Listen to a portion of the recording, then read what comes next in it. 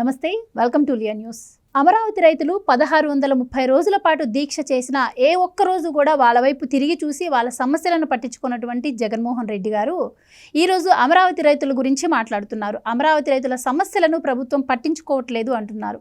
కానీ ఇప్పుడు అమరావతి రైతులు ఏ ఒక్క చిన్న సమస్య అని తెలిసినా కూడా స్వయంగా కేంద్ర మంత్రి, రాష్ట్ర మంత్రి, ఉన్నతాధికారులు అందరూ కూడా ఆ ప్లేస్కి వచ్చి మరి వాళ్ళ సమస్యలు తెలుసుకొని పరిష్కరిస్తున్నటువంటి పరిస్థితి ఈరోజు మనం చూస్తున్నాం. మరి అప్పట్లో జగన్మోహన్ రెడ్డి గారి ప్రభుత్వానికి ఇప్పుడున్నటువంటి కూటమి ప్రభుత్వానికి మధ్య ఉన్నటువంటి వ్యత్యాసం ఏంటి, వాళ్ళు చేస్తున్నటువంటి ఆరోపణలో వాస్తవాలు ఎంత అని తెలుసుకుందాం. మనతో పాటు ఉన్నారు ప్రముఖ ఆర్థిక, రాజకీయ, సామాజిక విశ్లేషకులు రాజేష్ అప్సాని గారు. నమస్కారం సార్. నమస్కారం సార్, జగన్మోహన్ రెడ్డి గారు అధికారంలో ఉన్నన్ని రోజులు రాజధానిని పట్టించుకోలేదు, రైతులను పట్టించుకోలేదు. ఇప్పుడు అధికారం కోల్పోయిన తర్వాత వాళ్ళకి ఎంతో కొంత న్యాయం జరిగి నిర్మాణాలు పూర్తవుతుంటే ఇప్పుడు కూడా అదే ప్రచారం. సో దీన్ని ప్రజలు ఎంతవరకు నమ్మే అవకాశం ఉంది? అలాగే రైతుల సమస్యలను పట్టించుకోవట్లేదు అని చెప్పి ఇప్పుడు అంటున్నారు కాబట్టి, అంటే మనం రీసెంట్గా కొన్ని సందర్భాలు చూసాం, రైతులు ఇబ్బంది పడ్డారు వాస్తవానికి.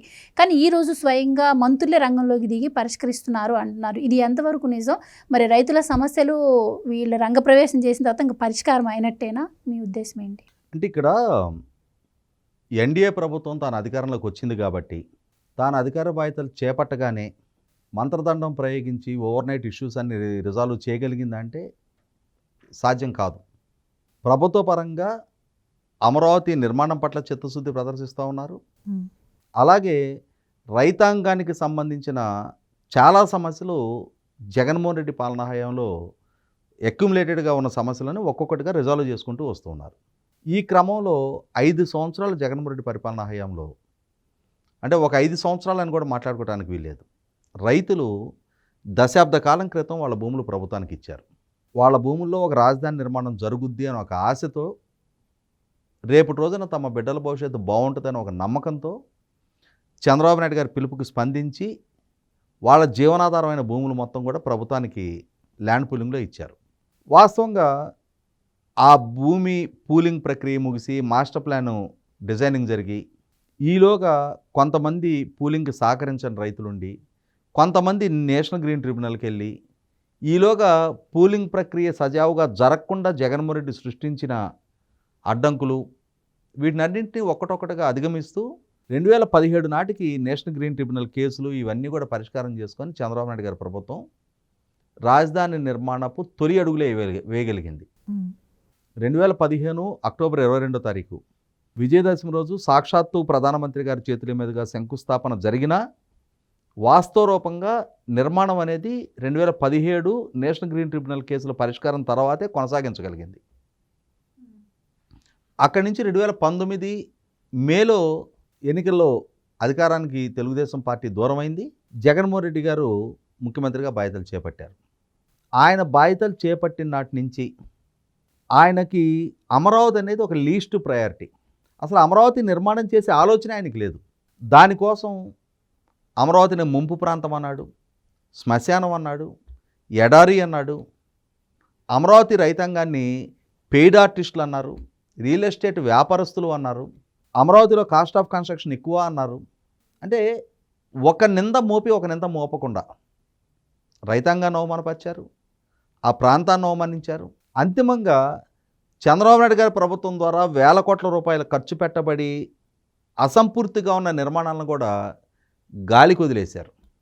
వేలాది ఎకరాలు భూ సమీకరణలో తీసుకున్న భూముల్ని అక్కడ నిర్మాణం గురించి పక్కకు పెట్టు, కనీసం రైతాంగానికి లేఅవుట్లు అభివృద్ధి చేసి ప్లాట్లు ప్రభుత్వ పరంగా ఇవ్వాల్సి ఉంటే కూడా వాటిని కూడా నిర్లక్ష్యం చేసి ఒక అడవిని పెంచారు. అక్కడ కొండ చిలవలు పారేడే పరిస్థితులు సృష్టించారు. అంతిమంగా ప్రజలు రోడ్డెక్కారు, తమ నిరసన తెలియజేశారు, ప్రభుత్వానికి వ్యతిరేకంగా తమ ఆవేదన వ్యక్తం చేశారు. ఒక రాష్ట్రం ప్రభుత్వాన్ని నమ్మి భూములు ఇచ్చిన రైతాంగం మీద దాడి చేసింది. రాష్ట్రం చేయాల, రాష్ట్ర ప్రభుత్వం చేసింది. అన్ని వ్యవస్థల్ని ఆ రైతాంగం మీద ప్రయోగించారు.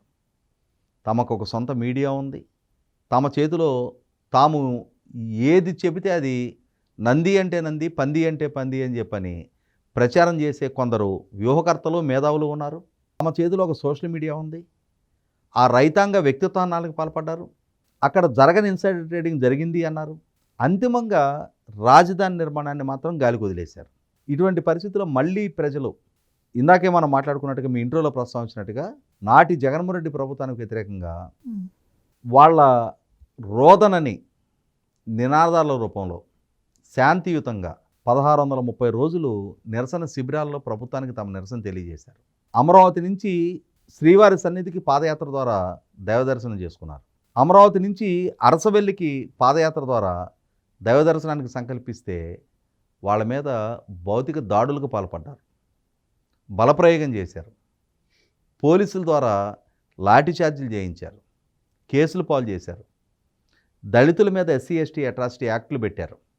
ఇన్ని వేధింపులు, ఇన్ని అవమానాలు, ఇంతటి నిర్దయని తట్టుకొని ఈ క్రూరత్వాన్ని సహించి భరించిన ఆ రైతాంగం 2024 జూన్ 4న మళ్ళీ తిరిగి ఎన్డీఏ కూటమికి ప్రజలు అధికారం కట్టబెట్టిన తర్వాత మనం బాహుబలి సినిమాలో ఊపిరి పీల్చుకో మాయేష్మతి అని చెప్పని ఒక డైలాగ్ ఉంటుంది కదా, అలాగే అమరావతి కూడా ఊపిరి పీల్చుకుంది.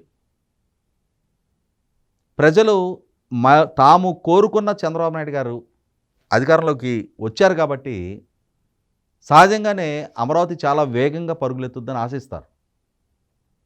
కానీ అక్కడ ఆ అడవులను క్లియర్ చేయాలి. లీగల్గా జగన్మోహన్ రెడ్డి సృష్టించిన చిక్కుముళ్ళు చాలా ఉన్నాయి, వాటిని పరిష్కరించాలి. ఎందుకంటే గత టెండర్లను రద్దు చేయాలి జగన్మోహన్ రెడ్డి. మళ్ళీ టెండర్లు పిలవాలి అని అంటే ఆ పాత టెండర్లు లీగల్గా హడ్డీలవుతాయి. ఈ లీగల్గా ఉన్న కాంప్లికేషన్స్ అన్నిటిని అధిగమించి ఎన్డీఏ కూటమి మళ్ళీ తిరిగి ప్రధానమంత్రి గారి చేతుల మీదుగానే పునర్నిర్మాణ పనులు కూడా శంకుస్థాపన చేయించుకున్నారు. కేంద్ర ప్రభుత్వం నుంచి, అలాగే ఆర్థిక సంస్థల నుంచి, రాష్ట్ర ప్రభుత్వం నుంచి, కన్సాలిడేటెడ్ ఫండ్ నుంచి ఒక్క రూపాయి కూడా కేటాయింపు చేయకుండా అమరావతి సెల్ఫ్ సఫిషియెంట్ అని చెప్పిన దానికి అనుగుణంగానే అమరావతి నుంచే ఆ రుణాలు తీర్చే విధంగా రుణాల ద్వారా నిధులు సమీకరించుకుంటూ ఉన్నారు. టెండర్ ప్రక్రియ పూర్తయిపోయింది, నిర్మాణాలు కొనసాగుతూ ఉన్నాయి. ఇటువంటి పరిస్థితుల్లో ఇంకా రైతాంగానికి సంబంధించి కొన్ని సమస్యలు అపరిష్కృతంగా ఉన్నది వాస్తవం. ఇంకా కొంతమందికి రిటర్నబుల్ ప్లాట్లు కేటాయింపు చేయలేదు. కౌలు సమస్య ఈ 2025-26 ఆర్థిక సంవత్సరానికి సంబంధించి ఇంకా పెండింగ్ ఉంది. జగన్మోహన్ రెడ్డి తాను పాలకుడిగా దిగిపోయే నాటికి 2023-24, 2024-25, 2022-23, 23-24 2 సంవత్సరాల వార్షిక కౌలు రైతాంగానికి చెల్లించకుండా పెండింగ్ ఉంచాడు. అవి ఈ ప్రభుత్వం వచ్చిన తర్వాత క్లియర్ చేసింది. అలాగే రైతాంగానికి సంబంధించి లంక భూముల సమస్యలు ఉన్నాయి, గ్రామకంఠం సమస్యలు ఉన్నాయి. అలాగే వాళ్ళ రిటర్నబుల్ ప్లాట్ల మధ్య ఇన్ఫ్రాస్ట్రక్చర్ క్రియేషను పెండింగ్ ఉంది. వీటినన్నిటి ఒక్కొక్కటిగా పరిష్కారం చేయాల్సిన బాధ్యత ప్రభుత్వం మీద ఉంది. ఈ క్రమంలో రైతాంగంలో కూడా కొంత అసంతృప్తి తలెత్తుతూ ఉంది. అరే, ఈ ప్రభుత్వం వచ్చి ఎన్నాళ్ళు అవుతుంది, మా రిటర్నబుల్ ప్లాట్లకు సంబంధించి ఇంకా కొంతమందికి సంబంధించిన సమస్యలు అలాగే ఉన్నాయి, వాటి గురించి చెప్పుకుందాము, ప్రస్తావిద్దాము అని అంటే అధికార వ్యవస్థ భూములు ఇచ్చిన రైతుల పట్ల అవమానకరంగా ప్రవర్తిస్తూ ఉన్నారు, లంచాలు డిమాండ్ చేస్తూ ఉన్నారు, అవినీతికి పాల్పడుతూ ఉన్నారు. మా మొర ఎవరితో చెప్పుకోవాలి? వాళ్ళేంటి, ఒకనాడు చంద్రబాబు నాయుడు గారితో చాలా క్లోజ్ యాక్సెస్లో ఉండేవాళ్ళు వాళ్ళు. ఇవాళ రాష్ట్ర ముఖ్యమంత్రిగా చంద్రబాబు నాయుడు గారు ఆయన విధుల్లో పూర్తి స్థాయిలో నిమగ్నమై ఉంటారు. ఇదివరకటంత అపోజిషన్లో ఉన్న ఆనాటంతటి వెసులుబాటు ఇప్పుడు వాళ్ళ అధికారంలో ఉన్నప్పుడు కలవాలంటే సాధ్యం కాదు. అదే సందర్భంలో మున్సిపల్ అడ్మినిస్ట్రేషన్ మినిస్టర్ నారాయణ గారు, ఆయన కూడా స్పందించడం లేదు, మా మొర ఆలకించడం లేదు, మా సమస్యల పరిష్కారం కావటం లేదు. ఇదే విధంగా కనుక కాలాతీతం అవుతూ ఉంటే మాకు మా జీవనాధారమైన భూములు ప్రభుత్వానికి ఇచ్చి ప్రభుత్వ పరంగా సరైన చొరవ కనిపించినప్పుడు, మాకు దక్కాల్సిన గౌరవం కూడా మాకు దక్కనప్పుడు మా వైపు నుంచి మరొకసారి మళ్ళీ మేము నిరసన గళం వినిపించాల్సి వస్తుంది అని చెప్పని మొన్న గుంటూరులో ఈ రైతాంగ జేఏసీ ఒక సమావేశం పెట్టుకుని వాళ్ళు ఒక నిర్ణయం వెలువరించారు.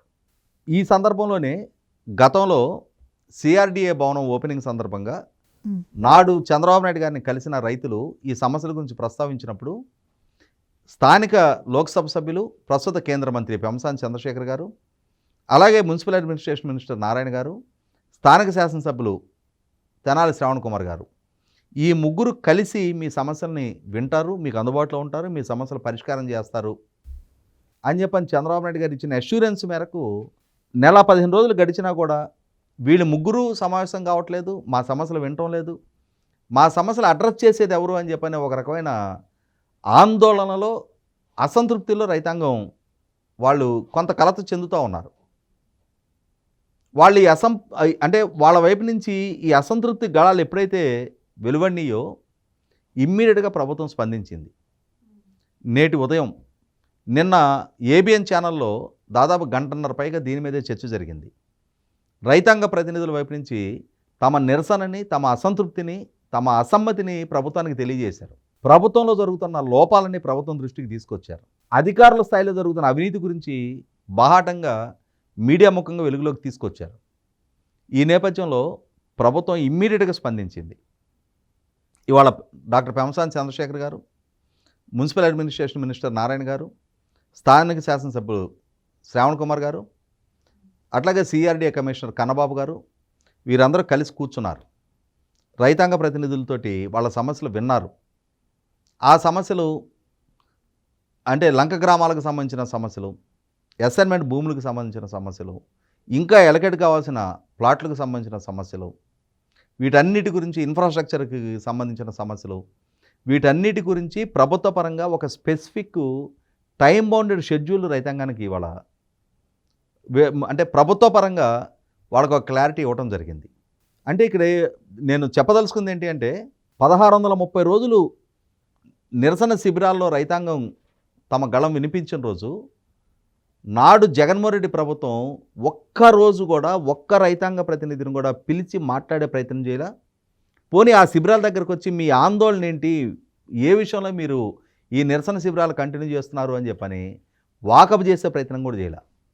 కానీ ఇక్కడ రైతాంగం వైపు నుంచి ఒక అసంతృప్తి వ్యక్తం అవుతుంది అన్న సంకేతం రాగానే, మీడియాలో అది చర్చనీయాంశం కాగానే ప్రభుత్వం స్పందించింది. ప్రజల ఆకాంక్షలకు అనుగుణంగా తాము పరిపాలన చేయాల్సిన అవసరం ఉంది. మనల్ని నమ్మి రైతాంగం భూములు ఇచ్చిన తర్వాత ఆ రైతాంగంలో అసంతృప్తి తలెత్తడం అనేది అది మనకి శ్రేయస్కరం కాదు. మన ప్రభుత్వ క్రెడిబిలిటీకి సంబంధించిన ఇష్యూ అది. వాళ్ళ నమ్మకాన్ని నిలబెట్టుకోవాల్సిన బాధ్యత మన మీద ఉంది అని చెప్పని ఇవాళ చంద్రబాబు నాయుడు గారి ప్రభుత్వం ప్రజాస్వామ్యబద్ధంగా ఆలోచించి, స్పందించి, రైతాంగంతో కూర్చొని చర్చించి ఇవాళ వాళ్ళ ఆందోళనను దూరం చేసే ప్రయత్నం చేసింది. పోనీ ఇప్పుడు ఈ సమావేశంతో అయినా ఓవర్ నైట్ ఇష్యూస్ అన్నీ రిజాల్వ్ అవుతాయంటే ఓవర్ నైట్ ఇష్యూస్ రిజాల్వ్ కాకపోవచ్చు. కానీ మాకు సంబంధించిన సమస్యలని ఆలకించే ప్రభుత్వం ఒకటి ఉంది, ప్రజాప్రతినిధులు ఉన్నారు, నాయకులు ఉన్నారు. మాకు ఒక సమస్య తలెత్తినప్పుడు నివేదించడానికి మాకు ఒక ప్లాట్ఫామ్ ఉంది అనే ఒక నమ్మకం ఇవాళ ఎన్డీఏ కూటమి ప్రభుత్వం ఆ రైతాంగానికి కల్పించగలిగింది. అంటే ప్రజాస్వామ్యబద్ధంగా ప్రజల చేత ప్రజల కొరకు ఎన్నిక కాబడ్డ ప్రభుత్వాలు ఆ ప్రజలకు సంబంధించిన సమస్యల పట్ల ఎలా స్పందించాలి, పరిష్కరించాలి అన్నది ఇవాళ ఎన్డీఏ కూటమి ప్రభుత్వం ప్రజల చెంతనే రుజువు చేసింది.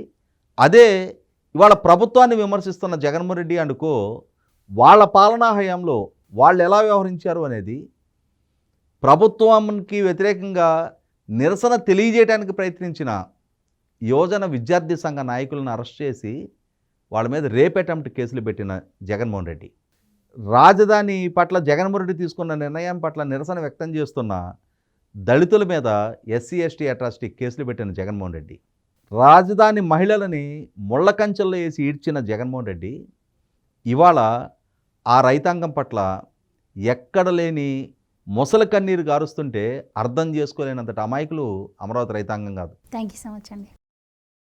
Please subscribe to Leo news for more videos.